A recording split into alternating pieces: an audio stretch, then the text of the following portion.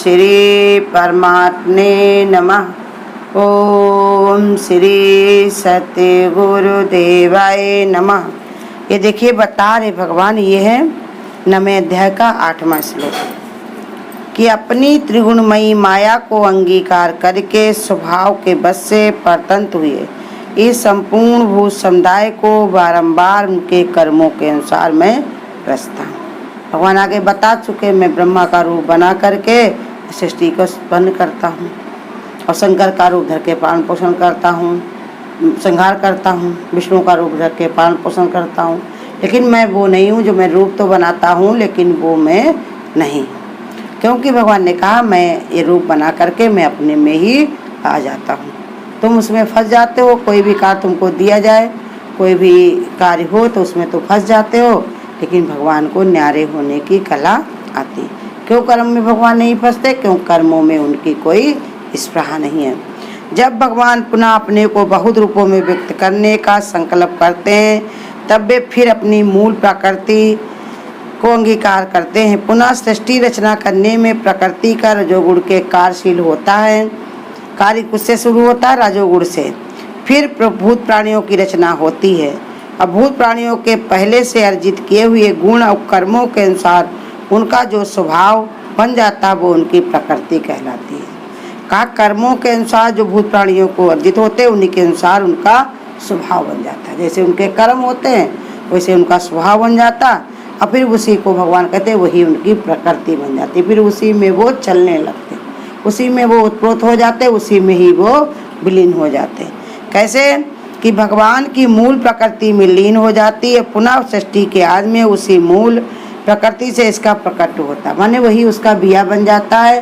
जैसे इंसान का स्वभाव संस्कार होता है वैसे उसका बिया बन जाता है। जैसे बबुल का बताया कि उसका जो बिया होता है स्वभाव जैसा होता कांटे का, तो उसका जो बिया जाके जब जमता है तो उसके अंदर भी वही कांटा निकल आता है। आम का बिया बनता है तो उसी में देखो फिर आम मीठे मीठे लगने लगते जब वो पेड़ बन के तैयार होता है, क्योंकि उसका स्वभाव ऐसे होता है और स्वभाव के अनुसार वही उसका मूल बन जाता है। मूल इसमें बता रहे जड़ बन जाती, बिया बन जाता है, क्योंकि बिया से ही तो पेड़ उत्पन्न होता है।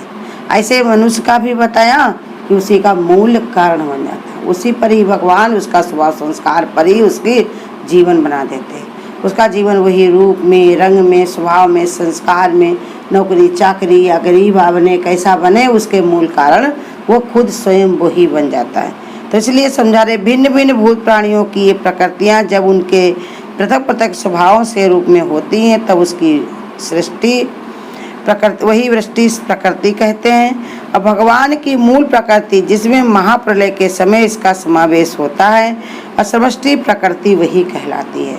का इसी के कारण ही भगवान बताते हैं कि जब प्रकृति का महाप्रलय भी होता है, जब प्रकृति जितनी भी है वो सब परिवर्तन वाली है, विकारों से भरी हुई है। जो आज है वो कल नहीं रहेगा और जो कल है वो पहले आगे भी नहीं रहेगा। पहले कौन था, कौन बना? पहले तुम लड़की बिटिया थी, बिटिया से सयानी हुई तो लड़की बनी, लड़की से बहू बनी, बहू से सास, बहू से माँ बनी, माँ से सास बनी, सास से दादी। तरह तरह के रूप तुम्हारे बदलते रहते, तुम वही हो लेकिन रूप तुम्हारे बदलते, तुम कौन हो अपना ढूंढो। तो ऐसे ही बता रहे कि वो परमात्मा भी उसमें समावेश हो करके प्रकृति में ये प्रकृति कहलाती, क्योंकि प्रकृति कैसी है? परिवर्तनशील। इसमें हमेशा विकार रहता है, पर बदलता रहता है, एक जैसा नहीं। सुबह से लाके शाम तक तुम अपनी फ़ोटो खींचो, तुम्हारी बदली हुई दिखाई पड़ेंगी, तुम्हारी ही होंगी, लेकिन फिर भी उनमें कैसे न कैसे कहीं घूमा हुआ, कभी टेढ़ा, कभी बेड़ा, कभी अच्छा, कभी खराब मोड़ तुम्हारा। अपने मन को ही लगा करके सुबह से लाके शाम तक झाँक करके देखो, इसमें देखो कितनी सारी विकार इसमें भरे हुए हैं। आगे ध्यान करके देखो, अपने गुणों को देखो, अपनी गलतियाँ, अपने स्वभाव को देखो, तुम्हें खुद पता चलेगा तुम्हारे में कितनी भरी हुई हैं। तो इसलिए समझा रहे वही समावेश होता है, अब उसी से प्रकृति वही कहलाती है।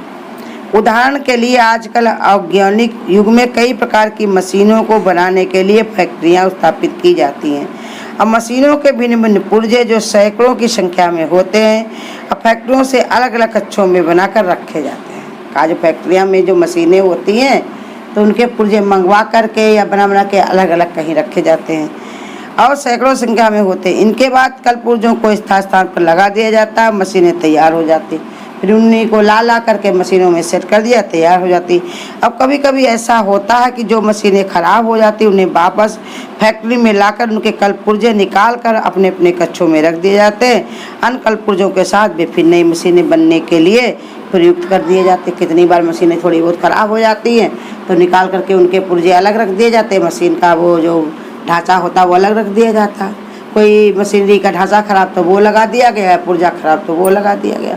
अलग अलग से भी काम होते हैं। ऐसे ही भगवान भी बता रहे, इसी प्रकार जीवों की वृष्टि प्रकृतियाँ भगवान की समष्टि प्रकृति में लीन हो जाती है और सृष्टि के प्रारंभ में पुनः उन्हीं प्रकृतियों के अनुसार भूत प्राणियों की रचना हो जाती है।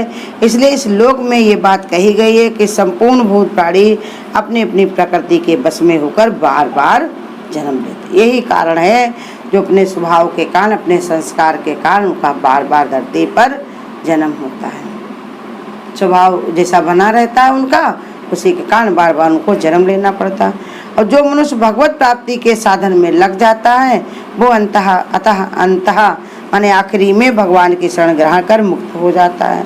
प्रकृति के बस में निकल जाना, बस से निकल जाना ही मुक्त है। उस पर ही प्रकृति का कोई बस नहीं रहता। कहते हम सोचते हैं कि कल हम मुक्त हो जाएंगे या गुरु हमको मुक्त करा देंगे। गुरु कहते नहीं, वो गुरु नहीं, युक्ति तुमको गुरु बताएंगे, लेकिन मुक्ति तुमको खुद होना पड़ेगा। कैसे? विचारों से। विचारों से ही तुम बंधे हुए हो, विचार से ही तुमने मान रखा है ये मैं कर लेता हूँ, वो मैं नहीं कर पाता, ये हमारे होता है, ये मेरा है, इनके पास कैसे चला गया, इन्होंने क्यों ले लिया। ये सब चीज़ें कैसे होती हैं? तुम्हारे विचारों से। जैसे जैसे तुम्हारे विचार होते रहते हैं वैसे वैसे भगवान कहते हैं तुम बंधे चले जाते हो। जब अकेले थे तो अकेले का बंधन था, 2 लोग हुए तो 2 लोगों का हो गया, हमारी भी चिंता, हमारे बाले की भी, और लड़के बच्चे हो गए तो उनकी चिंता, पोता पोते हो जाए तो उनकी फिक्र। तो ये सब कैसे कड़ियों पे कड़ियाँ तुम्हारी सब जुड़ती जा रही हैं, इसी के कारण तुम बंधे पड़े हो। तो कहते लेकिन अगर मनुष्य चाहे तो प्रकृति के बस में ना हो। भले को जैसे बताया कि जो मधुमक्खी होती है, मकड़ी जो होती है वो क्या करती है, अपने जाले को बनाती, काहे से बनाती है? अपनी थूक से। और वही थूक जो होशियार मधुमक्खी होती जो होती है मकड़ी, वो अपना चाट लेती है जाले को, और जो नहीं चाट पाती वो उसी में उल्टा पानी लटक जाती है। ऐसे ही बता रहे कितने संत महात्मा हुए, उनके भी बड़े बड़े परिवार थे, घर द्वार था, और उसी में लेकिन फंसे नहीं। जैसे हमारे दादा भगवान, उनके लड़के थे, लड़कियां थी, घर था, परिवार था, खाना सब सुविधाएं थी, नौकर थे, चाकर थे, लेकिन उनको कोई बांध नहीं पाए। क्यों? क्योंकि वो बंधना नहीं चाहते थे। हम लोग दूसरे पर डाल देते, कहते हम क्या करें, हमारे ऐसे रिवाज नहीं है, हमारा ऐसा स्वभाव नहीं है, कोई हमसे कहता हम वैसे करने लगते हैं, ऐसा है वैसा हम कहने लगते हैं, क्योंकि ये मेरे अपना स्वभाव हमने मान लिया है। स्वभाव को बदल भी सकते हो। अभी तुमको कोई बता दे, जैसे तुम्हारी बहुत मीठा खाने की आदत है, अब डॉक्टर तुमको बता दे कि तुमको शुगर हो गई है, तो क्या तुम तब भी खाते रहोगे? या किसी से तुम्हारा बहुत प्रेम है, बहुत प्रेम है, रोज साथ उठते हो, बैठते हो, जाते हो, आते, जो चाहते हो वही करते हो, लेकिन पता चल जाए वो तुमको रातों दिन गाली देता है, तुमको परेशान करता है और तुम्हारे पीछे तुम्हारी बहुत बुराई करता, तो तुम ऐसे करोगे? या वो तुम्हारे दरवाजे पर ही तुम्हारा झाड़ से दरवाजा बंद कर ले तो क्या तुम उसके अंदर जा पाओगे? तो ऐसे ही बताए, जब हमारी समझ खुल जाए, हमारे अंदर समझ में आ जाए कि कहाँ मांगू कुछ फिर ना रहे, कुछ भी हमारे रहने वाला नहीं, कोई साथ में जानने वाला नहीं है। अगर मेरी समझ में ये सब आ जाए तो ये बंधन अपने आप ही कट जाए, अपने आप छूट जाए। जैसे भगवान ने बताया कि आग में कोई चीज़ डाल दी जाए, फिर उसको बदलना, उसको लाल नहीं करनी पड़ती, उसको सफ़ेद नहीं करना पड़ता। जो आग में पहुंचा नहीं वो अपने आप आग उसको लाल बना लेती है, लाल बना करके उसको सफ़ेद करके छोड़ती है। ऐसे ही गुरु की शरण में भी अपने को अगर हम डाल दें, उनकी शरणागति में चले जाएं, ऐसे अंदर श्रद्धा विश्वास पैदा हो जाए, तो गुरु कहते गुरु हमको कैसे बना देते? बिल्कुल सफ़ेद। गुरु कहते जब मैं था तब हरि नहीं, अब हरि है मैं नाहीं, और सब अंधियारा मिट गया, दीपक दिखा माए। जिस दिन हमने गुरु ने हमारे अंदर ये ज्ञान की ज्योति जला दी, उस दिन से मेरे सारा अंधकार नष्ट हो गया। अब तो सिर्फ तू ही है, तू ही है, तू ही है, तेरा ही है, तेरा ही। ऐसी बुद्धि अपनी बनानी है। लेकिन गुरु कहते नहीं मानते, जिसके कारण ही तो सारे भूत प्राणी अपनी प्रकृति के वश में होकर बार बार जन्म भी लेते हैं। जो नहीं समझ पाते अपनी प्रकृति को तो उसके बस हो जाते। क्या करें, हमारा स्वभाव ऐसा है, मेरे लड़के बच्चे हैं, मेरा संस्कार ऐसे ही है, हम क्या करें, हम बदल नहीं सकते, छोड़ करके हम जा नहीं सकते।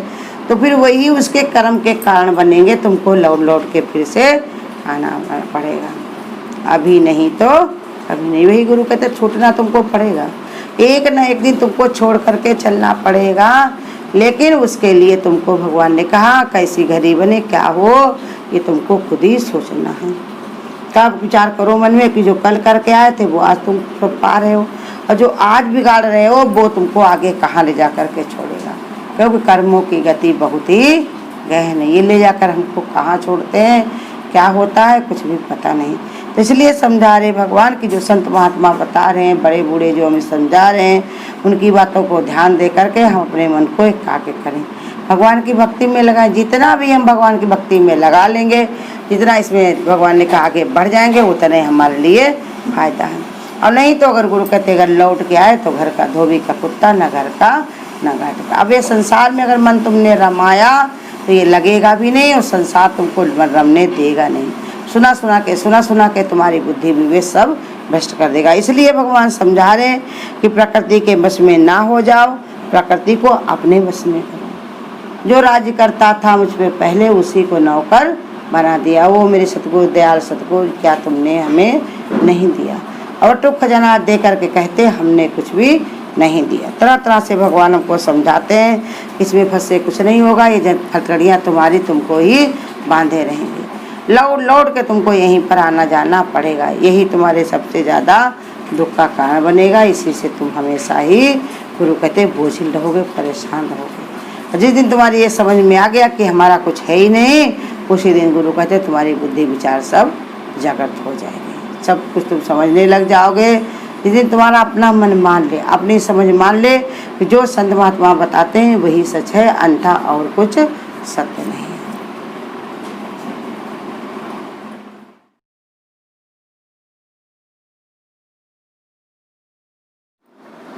सज धज कर जिस दिन मौत की शहजादी आएगी, ना सोना काम आएगा ना चांदी आएगी। धज कर जिस दिन मौत की शहजादी आएगी, ना सोना काम आएगा ना चांदी आएगी। छोटा सा तू कितने बड़े अरमान है तेरे, मिट्टी का तू सोने के सब सामान है तेरे। छोटा सा तू कितने बड़े अरमान है तेरे, मिट्टी का तू सोने के सब सामान है तेरे। मिट्टी की काया मिट्टी में जिस दिन समाएगी, ना सोना काम आएगा ना चांदी आएगी। सज धज कर जिस दिन मौत की शहजादी आएगी, ना सोना काम आएगा ना चांदी आएगी। पट खोल ले पंछी तू पिंजड़ा तोड़ के उड़ जा, माया महल के सारे बंधन तोड़ के उड़ जा। पट खोल ले पंछी तू पिंजड़ा तोड़ के उड़ जा, माया महल के सारे बंधन तोड़ के उड़ जा। धड़कन में तेरे मौत जिस दिन गुनगुनाएगी, ना सोना काम आएगा ना चांदी आएगी। सज धज कर जिस दिन मौत की शहजादी आएगी, ना सोना काम आएगा ना चांदी आएगी, ना चांदी आएगी। अगर आपको आज की वीडियो अच्छी लगी हो तो वीडियो को लाइक और शेयर करना ना भूलें। आगे की वीडियोस देखने के लिए चैनल को सब्सक्राइब करें और नोटिफिकेशन